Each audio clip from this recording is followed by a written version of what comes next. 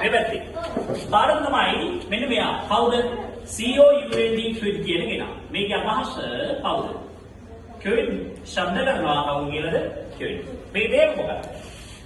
තේරුම තමයි පුතේ මොකක්ද? පුළුවන් වුණා. මොකක්ද අදහස? පුළුවන් වුණා. එහෙනම් අපි පාඩම් කරන වචනේ කොහොමද පාඩම් කරන්නේ? කියන මගෙත් එක quid පුළුවන් වුණා quid කියන quid පුළුවන් වුණා quid පුළුවන් වුණා quid නෙවෙයි මල්ලි කවුද? quid කවුද වචනේ? quid කවුද?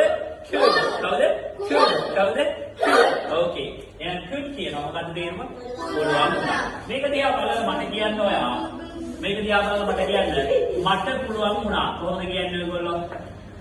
I could. කවුද කියන්නේ? I could. අපිට පුළුවන් වුණා. We could. කියන්නේ?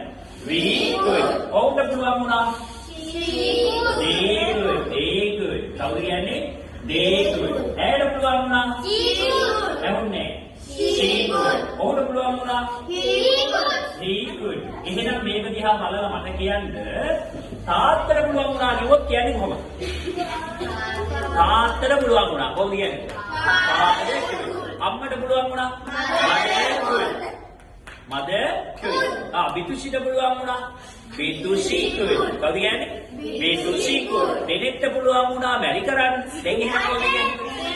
කොහොමද කියන්නේ? දෙනෙක් could marry. කවුද වෙන්නේ? දෙනෙක් could marry.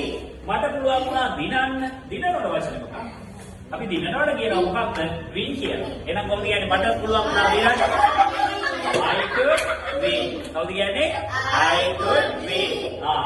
අපිට පුළුවන් වුණා dance කරන්න. කියන්න බලන්න. We could dance. කවුද කියන්නේ? We could dance. ඒගොල්ලන්ට පුළුවන් වුණා කතා කරන්න. කියන්න බලන්න. They could talk. කවුද කිව්වේ? They could talk. ඇයට පුළුවන් වුණා නාගන්න. නානවට කියන්නේ බාරක් කියලා. දැන් එහෙනම් කොහොමද කියන්නේ? She could bark. උට පුළුවන් වුණා මිලදී ගන්න. මිලදී ගන්නවට අපි කියනවා buy කියලා. එහෙනම් කොහොමද කියන්නේ? He could buy. He could buy. එහෙනම් මට කල්පනා කරලා කියන්න. බිතුෂිට පුළුවන් වුණා දුවන්න. බිතුෂි could run. එහෙනම් මට කියන්න අනුර කුමාර දිසානායකට පුළුවන් වුණා ජයග්‍රහණය කරන්න. win.